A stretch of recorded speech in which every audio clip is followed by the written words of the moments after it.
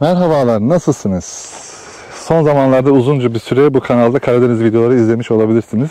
Ancak şu anda döndüm, Muğla'nın Köyceğiz ilçesindeyim. Bir video ile karşınızdayım. Öyle bir sıcaklık gönderiyorum ki size, hem kalp sıcaklığı o ayrı ama buraların da sıcaklığını göndereyim size. Çünkü gerçekten hayatı tekrar sorgulatacak sıcaklar var burada. İnsanlar yaşayacağı yerleri belirlerken iklimi de göz önünde kesinlikle bulundurmalı. Bu videoda son zamanlarda sürdürülebilir bir yapı yöntemi olarak tekrar canlanan eski bir yöntemden bahsedeceğiz. Kendi yorumlamalarıyla da Türkiye'nin çeşitli yerlerinde, burası da dahil, bu şekilde hem yaşam felsefesi olarak kabul edip tamamen betondan uzak yapılar yapan, kendi evinde o şekilde yapan, hala devam eden bir Erkan abimiz var. Sizi onunla tanıştıracağım şimdi. Videomuz başlıyor.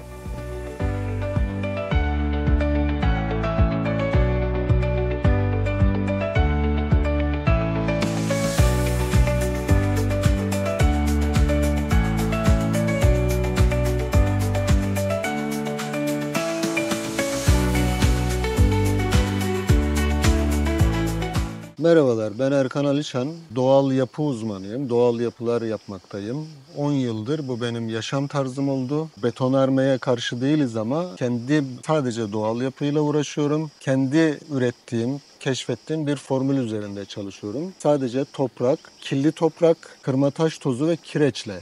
Kesinlikle içinde çimento yok.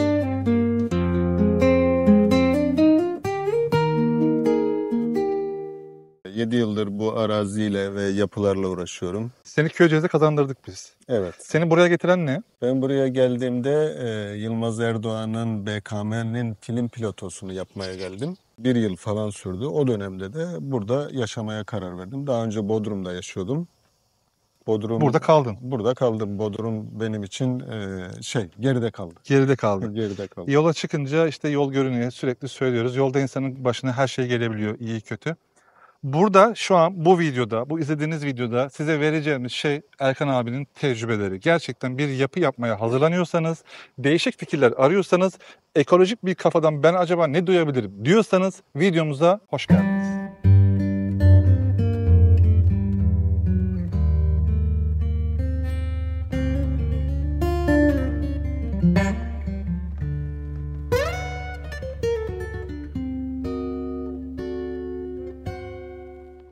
Çıkart abi sen de terliklerini, şöyle toprağa basalım ya. Evet, toprağa, çimene Değil mi basalım. abi? Evet. Öyle enerjimizi topraktan alalım. Arka tarafta çok güzel bir havuz var arkadaşlar. Havuzla ilgili biraz sonra detaylara ineceğiz. Belki de fikriniz değişecek. Betonarme olan farkı nedir? İnsanlar bunu niye tercih etsinler? Şimdi bu doğal bir yapı. Malzemeye kolay ulaşılabilen, yapım süreci biraz aslında sıkıntılı. Şundan dolayı sıkıntılı. Yani biraz tecrübe istiyor. Sadece toprak, kirli toprak ve kireçten oluşan bir yapı. Sıcak soğuk ilişkisi, enerji verimliliği, bu tür özelliklerden dolayı bu yapı uzun vadede çok tasarruflu. Bu işi yaparken çok keyif alıyorum. Bu arazi aslında biraz sulak bir arazi. Ben bu yapının temelini 2 metre kadar kazdım. Bu toprağı bahçeye yaydım. Buraya da yaklaşık 200 kamyon civarında dere çakılı getirdim. 1 yıl kadar beklettim bu dere çakılı. Aslında Mimar Sinan'ın Selimiye Camisi'ni yaparkenki bir felsefedir. Stili değil mi? Stildir Evet. bu. Onun üzerine hatıl temel, bohçalama ve sonra sıkıştırma toprağa başladık. Kirli toprak var, kireç var. Bir de toprağın içindeki agrega durumuna göre 0,15 dediğimiz kırma taş tozu koyuyorum ben buna. Biz bu işe çok farklı inşaat teknikleriyle başlamış olmakla beraber sıkıştırma toprağı BKM pilotoda başladım. Ondan sonra da bu doğal yapı yapma tarzı benim yaşam tarzım oldu. Denizli Acıpayam Belediyesi'nde bir Ucarı Göleti diye bir 30 dönüm bir arazide bir gölet projesi yaptım.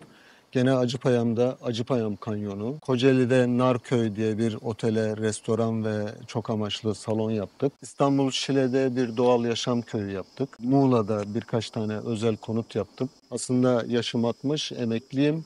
Ama aktif çalışmayı bırakmadım. Doğal yapı malzemeleri üretmekle, keşfetmekle ilgili çalışmalarım devam ediyor. Şimdi evin içindeyiz. Ahşap mertekler var. Onun üzerinde kargı. Kargının üzerinde 5 santim toprak var. Bu toprağın üzerinde tekrar bir çatı var. O çatı da çift katlı. Dolayısıyla burası yazın serin, kışın daha sıcak oluyor. Betondan farklılıkları başlığı altında söylenecek bir şey. Klima yok. Beton ısıyı iletir. İçinde o sıcağı tutar. Mesela sıcak bölgelerde beton akşama kadar ısınır.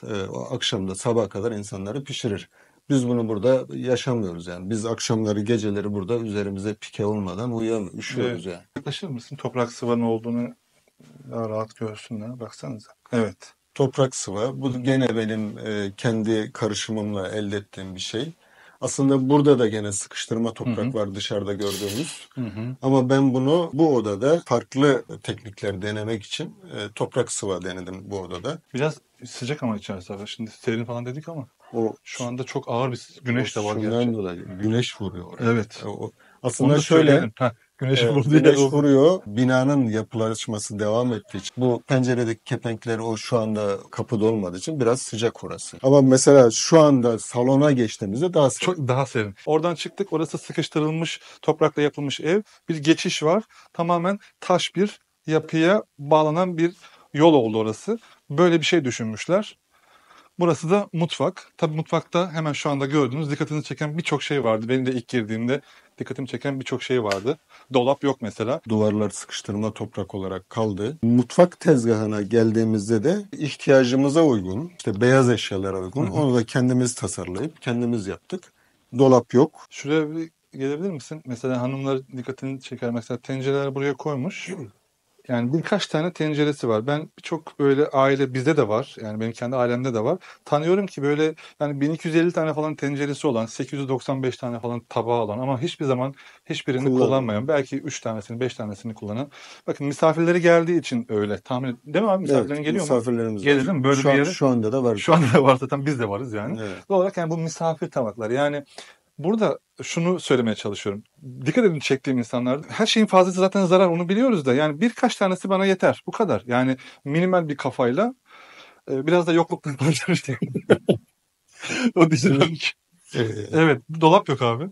Dolap yapmayacağız zaten. Neden? Hem toprak görüntüsünü kapatmasın diye, sıkıştırmış toprağımızı kapatmasın diye, bir de ihtiyacımız yok. Eski yapılarda mesela terek dediğimiz, Evet. çanaklık dediğimiz Evet. sistemler var. Belki bir iki raf koyabilirim. Sabah hemen kalktığında kahvaltı yapar mısın abi? Yok. Neden? Bir anlamı var mı? İlk kalktığında insanın pek iştahı olmuyor. Biraz fiziksel aktivite yaptıktan sonra daha iyi besleniyoruz diye. Öyle diyor.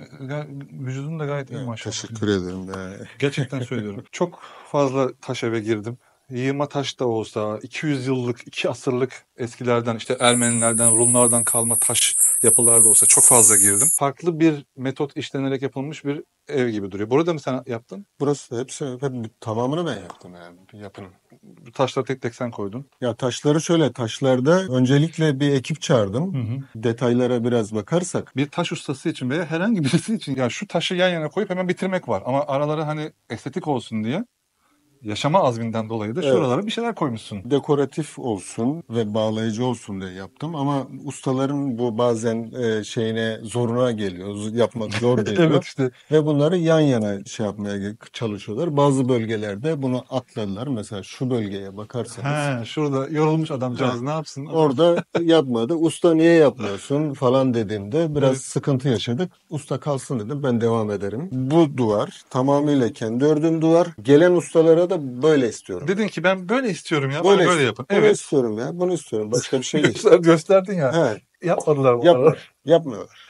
Yani Dostlar sadece buralarda değil. Yani ülkemizde herhalde yani biz görür müyüz bilmiyorum ama bir 20 yıl 30 yıl sonra herhalde en değerli şeyler yani bir işin ustası olacak değil mi? İyi ustası. Evet, iyi usta oldu. Dürüstü, telefonlara bakanı. Evet. O zaman maillere bakanı olacak veya başka bir şey.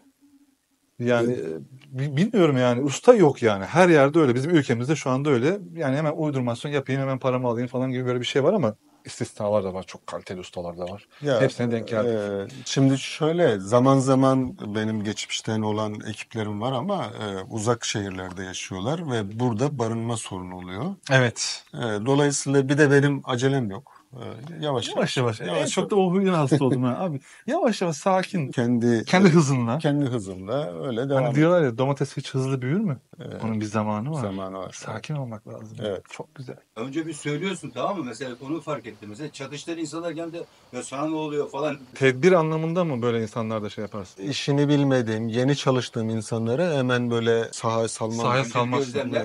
Evet. Eğer Önce gözlemlerim, mala kullanması, keser kullanması, makine kullanmasından ona bir not veririm. Adam ben çok sıva yaptım diyor mesela, geliyor konuşurken şu harcı diyorum, bir harç yapıyorum.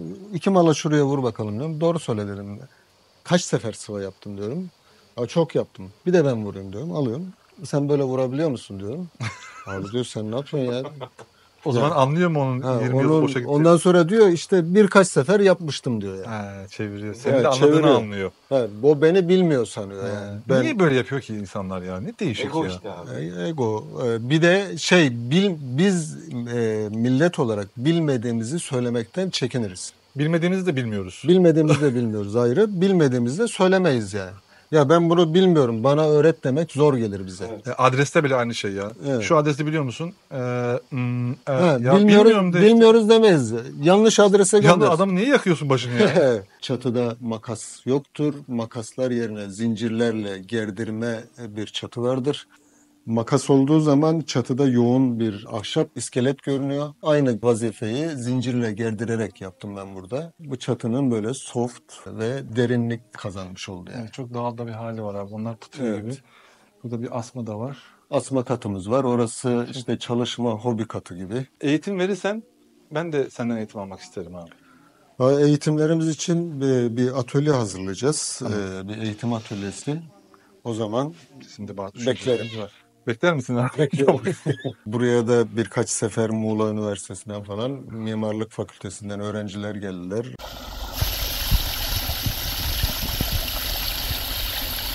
Bütün herkesin anlayabileceği şekilde, hızlı bir şekilde anlatmak gerekirse betonarmedeki perde kalıp sistemiyle kalıp çakılıyor. Bunun içine de 10-15 santim bu hazırlanmış olan toprak konuluyor. Şu gördüğünüz katmanlar sıkıştırılıyor. Bu 10 santim, 15 santim koyduğunuz zaman yarı yarıya sıkışıyor bu toprak yani. Sonuç bu oluyor. Bu duvar 8 yıldır böyle dış etkenlere maruz kalıyor. Sudan etkilenmiyor. Herhangi bir bakım olmadığı için normal bir yapıda 2-3 yılda bir boyamanız gerekir. Mantolama yapmanız gerekir. Bunda öyle bir şey yok. İçeride de sıvaya ihtiyaç yok. Dışarıda da sıvaya ihtiyaç yok. Zaman geçtikçe kireç taşı gibi sertleşiyor. Aslında avantajdır bazı bölgelerde denizin oturduğunuz yere uzak olması. Bu ayrı bir konu ama böyle yaşam alanınızın denizlere uzak olduğu yerlerde bu sefer de havuz çok önemli hale geliyor. Havuz mutlaka o bahçede olması lazım. Tam da o aşamada böyle bir havuzumuz var burada. Bakar mısınız şuraya? Şunun görseline bakın. Öncelikle oldukça ekonomik bir yapı tarzı. Kabuk sıvama, kalıp kullanmadan yapıyorum. Toprağı biraz eğimli olarak kazıyoruz makineyle, demir bağlıyoruz ve buraya Şöyle kazdın. evet Ne kadar kazdın aşağıya? 1.60. 1.60 kazdın. 1.60 kazdım, demir bağladım, beton döküp bunları yan duvarlara sıvadık. Arazimiz 10 dönüm olduğu için biz daha önceleri sürekli bahçeyi suluyoruz. Ve ben de bunu klor kullanmadan bir de havuz eğimli. Orası 1.60, burası 50 santim. Ha, böyle yukarı doğru çıktı. Yukarı doğru çıktı. Tamam. Isınan su buraya doğru geliyor, buradan taşıyor ve denge tankımıza ulaşıyor. Burası Evet. denge tankımız. Tabii görüntü daha ileride biraz daha düzelecek. Yapılıyor şu anda. Yapılıyor. Evet. Denge tankı ne demek? Niye denge tankı var? Ya taşan suyun bir haznede birikmesi gerekiyor. Evet. Şu bastığımız yerde filtre. Burada katmanlar olarak kalın ve ince çakıllar var. Filtreler var. Doğal bir filtre yaptım. Su süzülüp denge tankına ulaşıyor. Buradan da bahçeye sulamaya gidiyor. Bak çok önemli. Bahçeye geçenlerde Seydi Kemer'de bir videomda da söylemiştim. Bu su heba olmuyor, bir yere gitmiyor. Araziniz varsa burada zaten su büyük sorun ya arkadaşlar. Ben heyecanlanıyorum abi bir şey bulmuş gibi ama çok önemli. Yani bahçede görev alanına devam ediyor. Ağaçlar var, onlar sulanıyor. Ağaçlar var, bitkiler var. Bahçe mutlaka sulanacak, o ağaçlar mutlaka su görecek ama o ağaca gidene kadar ki suda ben niye yüzmeyeyim falan demiş Evet. yani değil mi? Aslında Evet. açıklaması bu. Evet. Peki temizliği nasıl oluyor abi? Klor atmıyorsun madem. Klor atmıyorum. İlk gelen su yer altından çıkan kaynak suyu soğuk. hı. O su orada kalıyor. Isınan suyu buraya doğru itiyor. Buradan ısınan su taşıyor. Abi bu örnek bir yerden esinlendin mi? Yoksa sen Aslında matematiksel hesaplarla... Şöyle, bu aslında güneş enerjisi su ısıtıcıları var ya, onların üstünde boiler deniyor sanırım. Hı hı. Oraya sıcak su kendiliğinden çıkıyor. Hı hı. Isınan su, ısınan hava gibi yukarı çıkıyor. Burada da ısınan su buraya yukarı geliyor. Buradan da itiyor. Derin olan yerde Hı hı. soğuk suyumuz hep kalıyor. Her gün yeni gelen su orada kendini yeniliyor. Bir gün önceki suyu buraya itiyor. O bölümdeki suyun ne kadar soğuk, buranın ne kadar ılık olduğunu Tamam. hissedersiniz. Hadi bakalım test edelim. Şimdi havuza girelim. Orada bir bakacağım suyun serinliğine. Bir Tamam. de burada bakacağım. Biraz da dinlenelim. Siz de dinlenin. Çayınızı kahvenizi alın. Biz de havuza giriyoruz. Giriyoruz.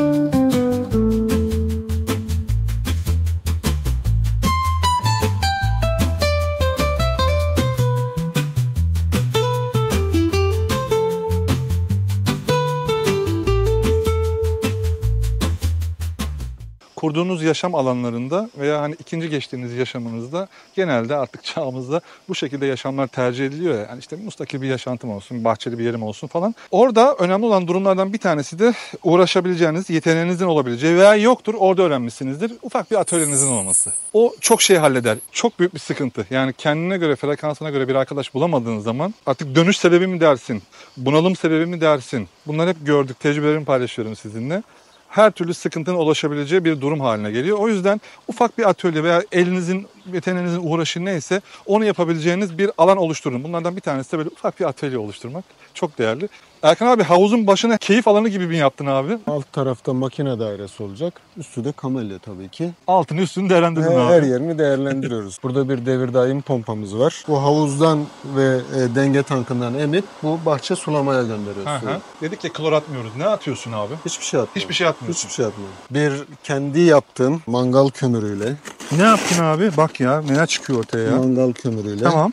Karbon filtresi. Bunu oraya monte edeceğim. Bu karbon su temizleyici. Etrafınızda, çevrenizde sizin fikirlerinizin dışında böyle çok absürt fikirleri, yani gülünebilecek fikirleri olan birileri mutlaka vardır yani. Bir dinleyin ya onları da. Yani mutlaka bir şeyler saklıdır onda. O iple ipi buluşturamıyordur sadece ama Evet. bir şey anlatmaya çalışıyordur.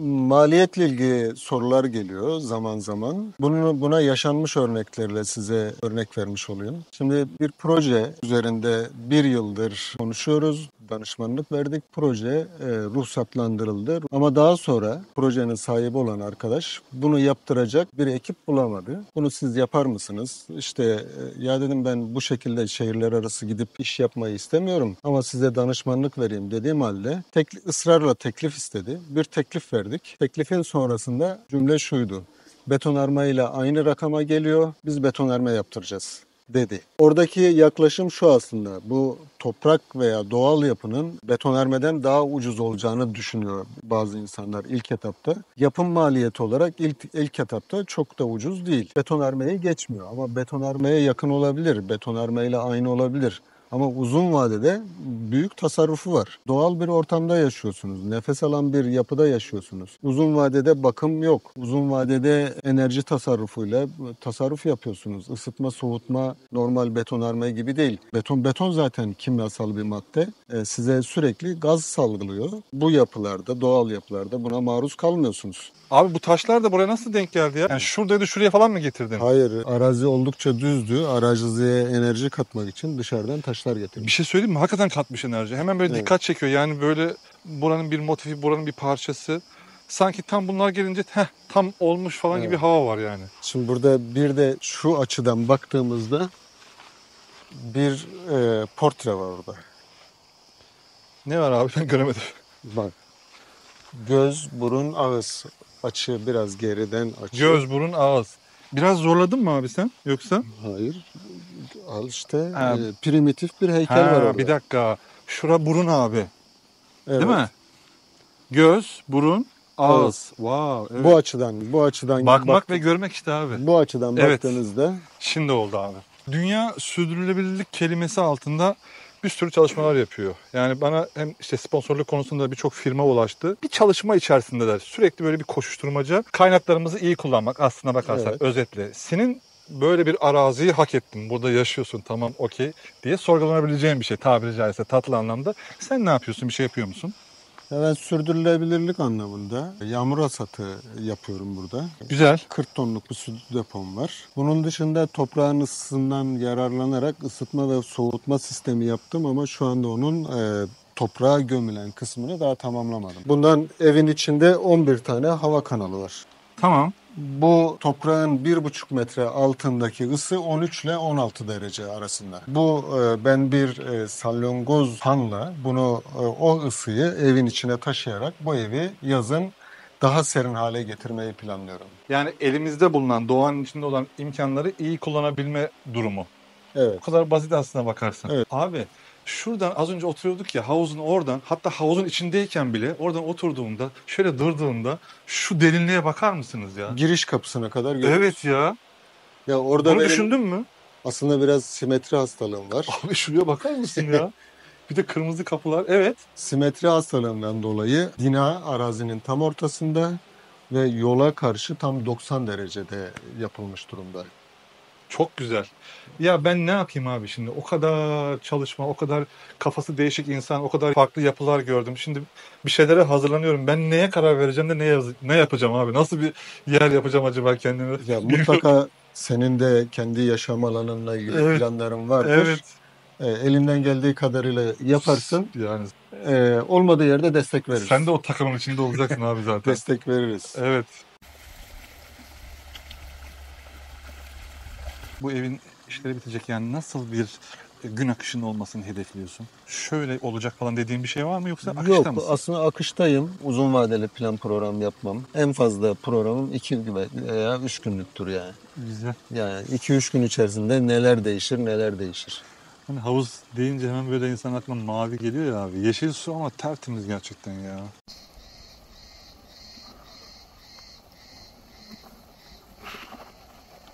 İnsanların aklına gelen şey şu abi. Yani yağmur yağdığı zaman ne oluyor? İlerleyen vakitlerde dökülebilir mi? İşte şöyle ben biraz kazısam bu evi yıkarım. Bu soruların gelmesi gayet normal. Sen Yılmaz abinin oraya da yaptığında, BKM'ye yaptığında da nasıl bir form uyguladın? Biraz anlatırsan. Bunun alçı, kireç ve kirli toprakla yapılan yöntemleri de var. Ama bunlar sudan etkileniyor. Dünyada da bunun farklı örnekleri var. Onlar da kum veya silisyum, içine de %15 ile %25 arasında çimento karıştırıyorlar. Peki mesela bir beton evin başına gelebilecek en kötü şey deprem ya. Bu evde de deprem olabilir bu arada. Bu evin teknik anlamda başına gelebilecek en kötü şey nedir?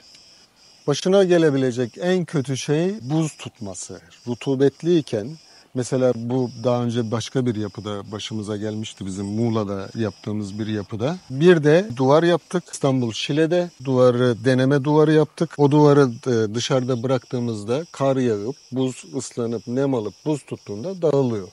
Buz tutan coğrafyalarda ya saçak yapılacak ya da binanın, toprağın nem alması korunacak. Şu bölümde toprak vardı. O toprakta kalan nemi bu duvar çekmiş biraz. Gördüğünüz gibi burada biraz don tutma. Ama buradaki özellik, başka bir şey göstereyim size. Hı. Bakın takoz tuğla daha çok aşınmış. Pişmiş tuğla. Pişmiş tuğladan daha sağlam bir duvar elde Görüyoruz ediyoruz. burada. Görüyoruz. Mesela o zaman beton evlere işte ömrü 50 yıl deniyor ya. Hani böyle Evet. bir şey biçmek belki yanlış olabilir de, o zaman bu evlere bir ömür biçsek haddimiz olmayarak ne deriz? Ya şimdi bunun zaten çok uzun yıllar önce bu tarz yapılan çok yapı yok, ama bunun Çin'de mezar yapıları var. İşte Çin'de gene ilk yapılan Çin Seddi'nin toprak ve kargıyla sıkıştırıldığı ya da Alacayük'teki ilk yerleşim alanlarından olan yapılar geleneksel bildiğimiz kerpiç. Bu kerpiçler hala veya o temeller kazıldığında çıkıyor. Aşınmamış mı? Aşınmış. Tabii. Ama Evet. zaten mesela Urfa'daki Harran evleri Evet. kaç yüzyıllık abi. Ya ben şuna inanıyorum ki bu yapılar kullanıldığı sürece 500.000 yıl daha fazla yaşar diye düşünüyorum. İçinde yaşam olduğu sürece mi diyorsun? İçinde yaşam olduğu sürece. Evet. Misafirleriniz de var abi. Evet. Olmazsa olmaz. Kırlangıçlarımız- Kırlangıçlar baksana. Kırlangıçlarımızın yuvası. O kırlangıçlar sizin evlerinizin bir tarafına geliyorsa Beraber yaşıyoruz siz onlarla. iyi insansınızdır aslında. ya. Beraber yaşıyoruz. Burada Bunlar şeydi. evet şurada da var. Bir anlamı var mı?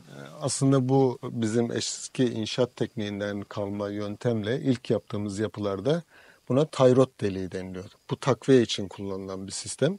Betonarme perdelerde kullanılır. Aslında bu toprak sıkıştırılırken çok büyük basınç altında sıkıştırılır. Evet. Kalıp açmaması için böyle şeyler koyduk. Ama biz bunu toprak tazeyken kalıbı söktüğümüzde böyle bir deliğe ihtiyaç kalmadığını anladık. Artık yapmıyoruz. Peki o sıkıştırma işlemi nasıl yapılıyor abi? Nelere ihtiyaç duyuluyor? Ya ben bunun için aslında ilk BKM pilotoyu yaparken bir kompresörle ve hava kompaktörleriyle yaptık. Ben aparat yaptım bununla ilgili. Bu 10 kiloluk kiltin ucuna aparat yaptım. Onu da sen yaptın. Evet. Onu da kendim yaptım. O aparatla elektrikle çok rahat sıkıştırabiliyoruz. Yani. Sıkıştırdın.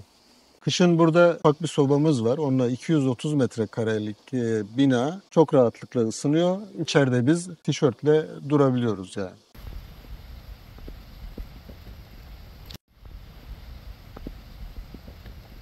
Denizli Acıpayam Belediyesi'ne bir dönem danışmanlıklar yaptım, projeler yaptım. Orada belediye başkanımız bana şey demişti. Hocam bu kadar bilgi nereden? Merak ve sahada olmaktan diye söylemiştim ben ona. Ülkemizde ara eleman pek yetişmiyor. Çok okuyan, çok eğitim alan arkadaş var ama meslek erbabı olmak lazım. Her şeyin her şeyini bilmek lazım.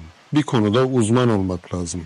Bence gelecek de buna dayalı. Yani gelecekte bir işin elektrik olsun, inşaat işi olsun, sanayi olsun, ya bu gibi işlerde sanayideki farklı meslek kollarındaki ustalar gelecekte çok itibar ve ilgi görecekler yani. Bu konuda eminim. Zaten şu anda ülkemizde çok fazla ara eleman, iş yapacak eleman zor bulunuyor yani. Gençlere tavsiyem eşinizi ve işinizi sevin.